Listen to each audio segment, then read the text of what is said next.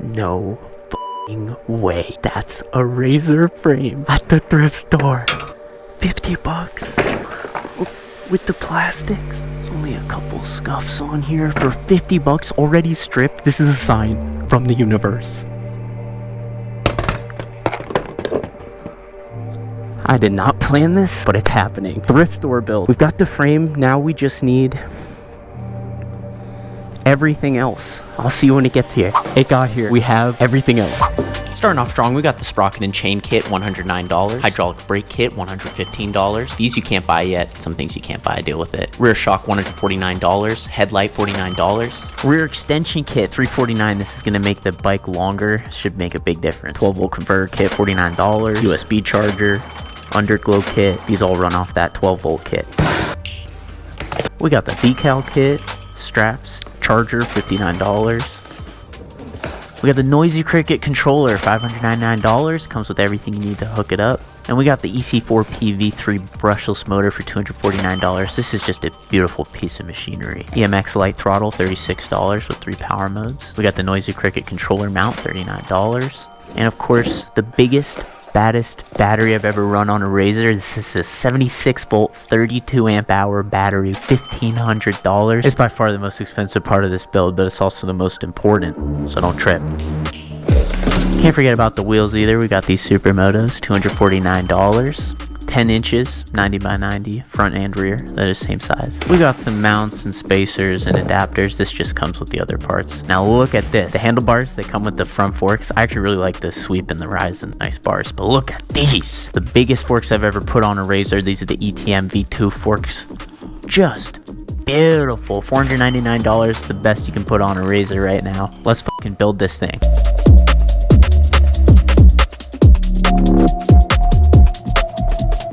Right off the bat, let's take this thrift store price tag off and give it a quick clean.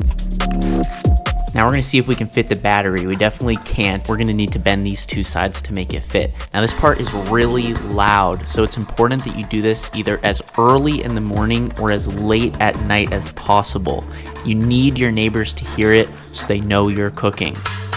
Now it fits perfectly, and just like you, there's a good side and a fucked up side, but we don't show that unless we have to, brother. Here I'm changing the front sprocket that's on the motor. We have a different type of chain, so we need a different sprocket. Just remember that this is righty-loosey, lefty-tighty on the motor. And before I mount the motor, I'm going to chop off the chain tensioner. And what's important here is you want the sparks to fly directly at the battery. I should improve my angle here. The motor bolts right on. It's the same 3 points as the stock motor. And I just love electric powertrains. They're so simple. We got the motor, battery, and controller. So let's wire them all up. Starting with the positive and negative, we got the battery leads, the 12-volt converter, and our harness. Starting with the positives, doing the negatives, plugging in the harness, and now attaching the 3 phase wires. So we got the yellow, blue, and green. To mount the controller, we've got this adhesive sticky on the bottom and the mount on top. I love how they designed this. The controller just bolts on straight to the frame. It's really solid. Definitely beats zip ties. We're gonna flip this bad boy over and go straight for these extensions. These are a little tricky. We do need to drill 2 holes into the frame. I'm surprised I made it work. Wait. Boom. Boom. Give a little flipski. I don't know what was smoking here. I think it's the WD, but it was feeling pretty badass. These screws are flush with it. It looks really factory, and once you've tightened it down, I'm confident in these. Here I'm putting on the chain tensioners, one on each side, and the brake mount. I'm just attaching it loosely for now. For the rear wheel, in order to mount the sprocket, we do need an adapter, which it comes with. And I'm just using a little bit of Loctite. That's what was recommended on this part. We don't want to use too much Loctite, okay? Less is more. Now we can bolt on the sprocket, flip it over, and put on the rotor. The rear wheel goes right on. It comes with all the spacers you need. The chain's also simple. It's got the master link. You just click it in. I'm moving the wheel back to tension the chain and adjusting these chain tensioners. Time for the front fork. Oh boy, here I'm hammering in a spacer, one on the bottom, and boom. Throw the handlebars on, key ignition and voltmeter, throttle, left grip, rear brake, front brake, rotor on the front wheel on the fork wheel spinning, baby. This looks sick. It's starting to really look like a bike. We just need the rear shock now. Time to connect the harness. It looks difficult, it couldn't be easier. This is our throttle, this is our key ignition, and now we're gonna attach our whole 12 volt system to the 12 volt kit that we wired up to the controller. We've got the underglow, the USB charger, the headlight, and there's still 3 more plugs available, so if you wanted to add something else like a horn or a tail light or a speaker, that's up to you. I like that they added extra. Now we gotta deal with these buttons and USB port. Before I start drilling, I want to put the new decals on so that when I drill, I'm drilling through the decals like I am here. I'm doing 3 on the left side for the buttons and then 1 on the right side for the USB charger. I was having so much trouble with the decal. It's so hard. Channeling my inner skater here, trying to trim it with a razor blade like grip tape. But the USB, oh my god, it looks flush. Same with these buttons, look how good it looks. Just strapping up the battery. It was getting so late at this point. This was 1:30 in the morning. I had a waffle and called it a day. The next morning I installed the rear brake caliper, the front brake caliper, and I just appreciated how easy that was. I remember my first couple Razor builds, one of the biggest challenges was getting this front wheel to spin with the brake not rubbing. No matter how many spacers I used, I could not figure it out. electroandco figured it out and they just made it so easy. Here I'm installing the headlight, front number plate, and in order to make the front fender work, I need to do some more cutting and drilling.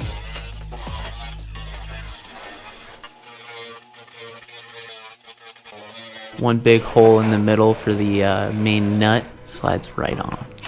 Thrown on the fork guards, and it's time for underglow. Lots of wires, lots of sticky, doing 2 in the front, 1 under each side of the swing arm, and then 2 right under the main frame.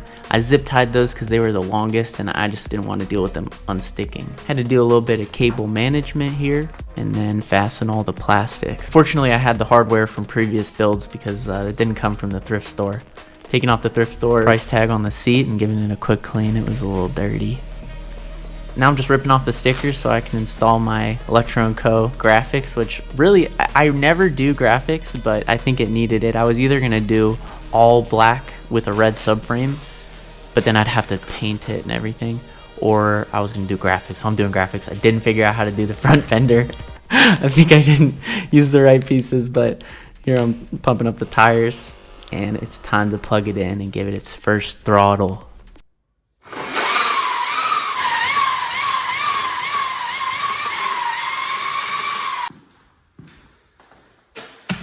Look at this.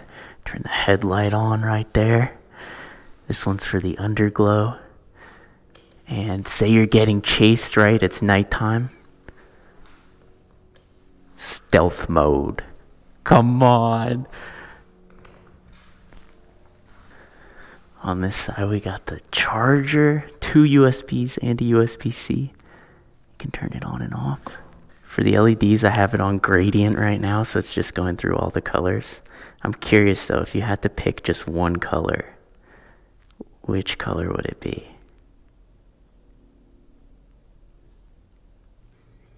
There's infinite answers because you can change it with the color wheel. Blue looks really good.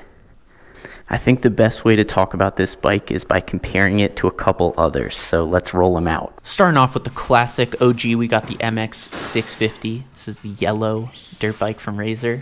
Then we got the MX 500. This is the red dirt bike from Razor, one of my favorites. Now let's go ahead and compare it to the XXX, the Talaria XXX. It's actually cheaper than this bike, so let's see how it compares. Now comparing the 650 to the 500, they're almost identical bikes. The main difference is going to be the color and the price. The 650 is a little bit more expensive. It comes with a slightly larger front wheel out of the box, but you're going to switch those anyway. They're almost identical bikes. I've just always built the red one, except the first bike I built was the 650, so you can see it has the older kit.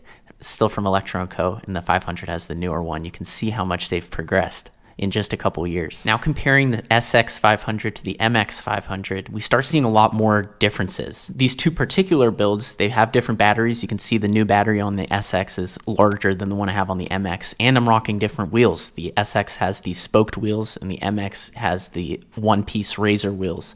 I cannot tell you which ones I prefer. The Razor wheels are actually fatter, which is nice. Although the Razor wheels are nearly impossible to find, so I'm glad electroandco offers these. The SX500 also has the swing arm extension, and the easiest way to see why that's important is look at the wheel to motor space on the MX500. There's no space. You have to grind down the motor.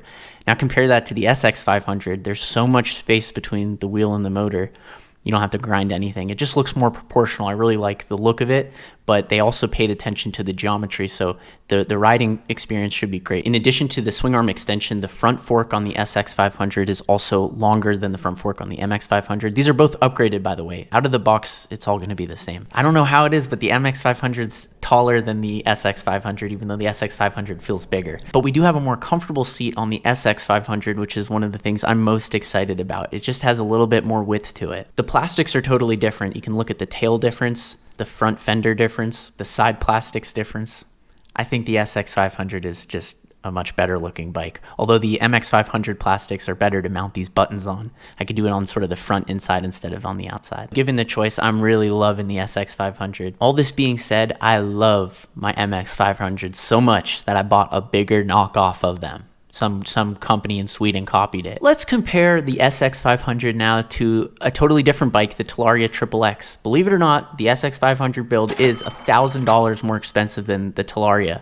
And that just goes to show how good a deal the Talaria is. Price aside though, there is a huge gap in performance. The SX500 is so much faster than the Talaria XXX. But when it comes to off-roading, you're probably going to want to go with the Talaria. It's got longer suspension travel. But for a quick cruise or even a ride out, I'm going Razor any day. Let's go ahead and set up the app. This is the Moto app. You just connect to the controller, tell it that we're running a Razor, 76 volt, 32 amp hour battery, and just select our power, torque, throttle aggression, speed, regen, and we can even name it. I'm calling it the Green Goblin. Hit save, and boom, now this is our control and monitor for the bike. It's the same app I use for the stunt cart, for my Surron, for my electric YZ85. Anything from electroandco uses the same app, and they've just nailed it.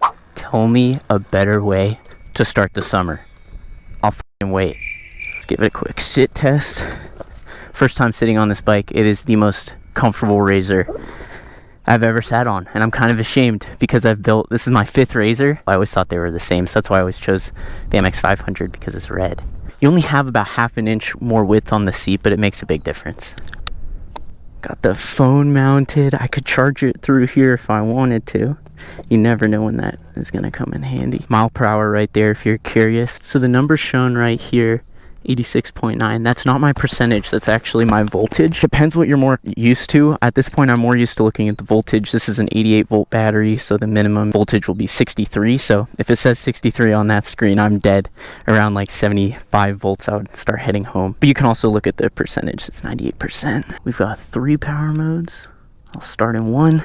It tells me my motor temperature, my controller temperature. It'll tell me if there's any faults going on. This display is amazing. That's it. Let's go. First ride on the Thrift Store SX500 electroandco build with supermoto wheels. No way, there's the surron. Oh my god, bro. I've been waiting to see you here forever, bro. I got my surron because of you. No way. That's way too slow. We gotta turn it up. Turn it up to 15 kilowatts. I don't think it's the kilowatts. I think it's the torque and the throttle aggression. Okay, everything's maxed out now. We're in mode 1. Hearing some rubbing. Okay. Okay. Oh, it's still got a high top speed in mode 1. We're in mode 2. Okay, something's rubbing for sure. I can hear it. I've ridden this powertrain before, so that's not new. What's new is the geometry. It's an SX500 with the swing arm extensions and a longer front fork. So I can already feel, it feels like a bigger bike, because it is. Wow, that's fast as fuck. These mini bikes, you don't need to go 100 miles an hour to feel like you're going 100 miles an hour. Here we go, full throttle in mode 2. I think the top speed might be the same across all modes. Let's go into mode 3, full throttle. Yeah, same top speed. We're going 60 miles an hour. Fucking plenty.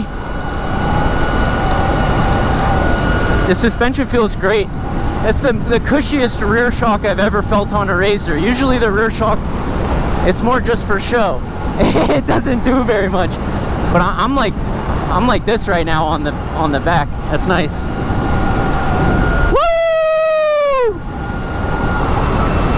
Alright, that's mode 3. Let's go into mode 2 and hit some wheelies here.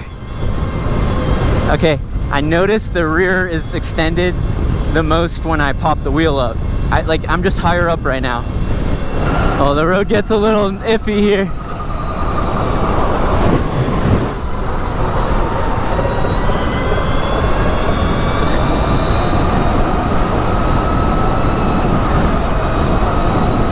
Alright, this thing, I gotta go get a big group together of only razors.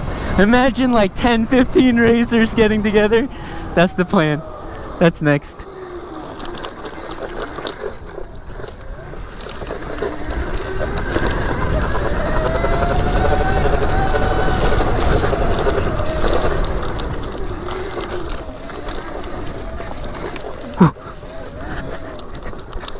Come on. Oh. What just happened?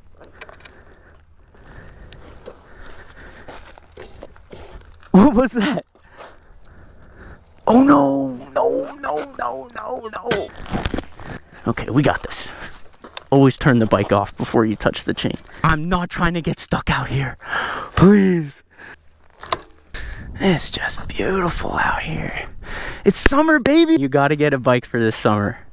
And if you don't, you gotta watch someone ride. I'm here all summer.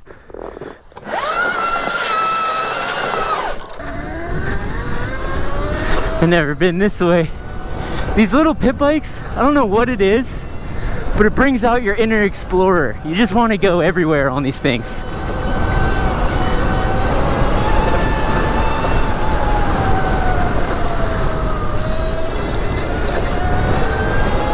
I'm so glad I built a supermoto too. I do want to get some dirt wheels for this bike, but I love mini supermotos. If you haven't been able to tell yet, it's my favorite type of bike, and I include surrons in there.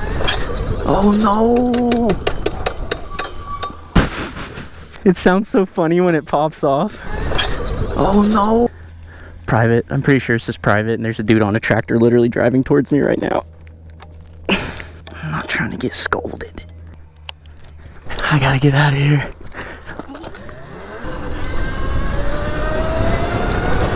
I'm going. I'm going. He can't get me. Quicker way out's right there.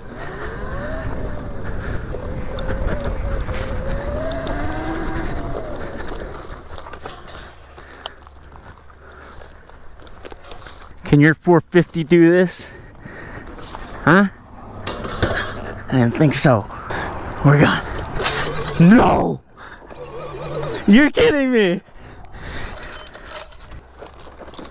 Okay. What is that, the third time? Definitely an issue. I gotta fix that. I think I just need to tighten the chain by moving the rear wheel back. But we're going fast as fucking, the chain's staying on. Everyone walking their dogs looking at us, but only for a second and then we're going. If you're interested in building a bike like this, everything you need is on electroandco. For the first time ever, I do have a discount code to share with you. It's surronster 5. It'll get you a discount on anything electroandco. And this entire build, the wheels, suspension, battery, all plug and play. That's from electroandco. So go check out their website and see how much you can save with that code. It definitely adds up. Let's see how long we can hold the one-hander.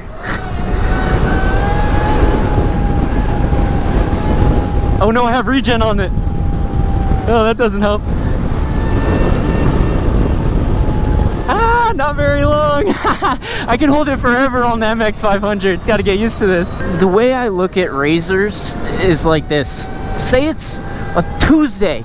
You got back from school, you got back from work, you got 2 hours of sunlight. What are you gonna do? Are you gonna get on a 450 dirt bike and go drive 2 hours to a track or a trail and the sun's down? No. Are you gonna go get on a surron and risk maybe, you know, getting in a lot of trouble? Probably. I do that. Oh, come on, man. I have all those choices, right? I have a Stark Varg, I have several surrons. What do I choose to ride almost every time I'm in that situation? My razor. And it doesn't even take me a second to think about it. If you've only got a little bit of time and you want to go out, razor. It's a suburb surfer or something. It's great for the suburbs. Look at me right now. I'm not pissing off anybody. I'm not bothering anybody. I'm not drawing any attention to myself. And you can pop some amazing wheelies. Like, they just feel so good on this bike. You're not fighting to make it work. It just works. It just wheelies. And you can just enjoy the ride. I feel like some bikes, I'm gonna throw Stark under the bus here. You gotta lock in. You gotta lock into wheelie at Stark Park. You really have to focus. And I know I need more practice on it. I shouldn't be blaming the bike. I'm gonna blame the bike right now because the chain just fell off. I would have kept that wheelie going. All right, all I'm saying is this bike and all razors, they wheelie effortlessly. No way. Ultra B. Sick Ultra B, bro. Oh, thank you, dude. I've had my eyes on the Ultra Bs forever now. Yeah. All right, you mind if I join you? Oh, let's on that.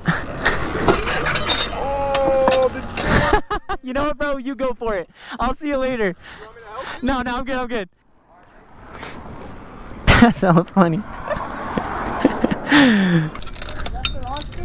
What's up, guys? I've seen you. Putting some work on the BMX? Yeah, just doing wheelies and stuff. Where was I? As always, thank you so much for watching until the end. Yeah.